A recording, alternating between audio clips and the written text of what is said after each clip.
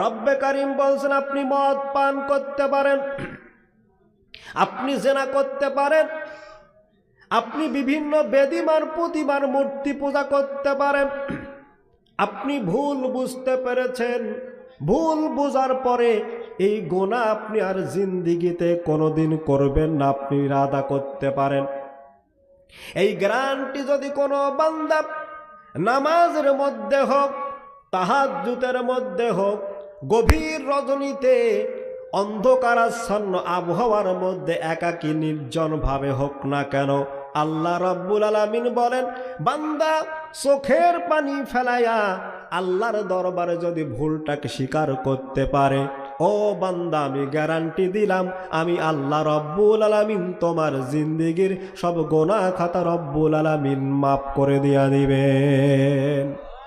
তিনি তো হলেন সেই রব, যেই রব বান্দার পাহাড় সম যদি অপরাধ হয়, সাগরের ফেনা সমান যদি কোনো বান্দা অপরাধ করে, এরপরও যদি বান্দা সুম্মা লাম ইয়াতুব ইলা ইয়াউমিল কিয়ামা, যদি বান্দা ভুল বুঝতে পেরে তারপরও আল্লাহর কাছে কায়মনা বাক্যে যদি দোয়া করতে পারে, রব বলেন বিগত জিন্দেগির সাগর পরিমাণ গোনাহ খাতাকেও আমি আল্লাহ রাব্বুল আলামিন মাফ করে দিয়ে দেব। সুবহানাল্লাহ।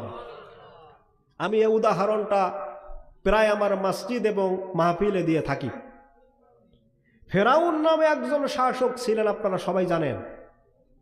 যেই ফেরাউনের রাজত্ব ২৫০ বছর ছিল, সেই ফেরাউন যখন নীল নদে ছুটতেছিলেন, ফেরাউন তখন একবার ডোবে একবার ওঠে, এরকম করতে করতে ফেরাউন সেই দিন নীল নদের মধ্যে ৪০ বার হজরতে মুসা আলাইহিস সালামকে ডেকেছিল। বলেন সুবহানাল্লাহ।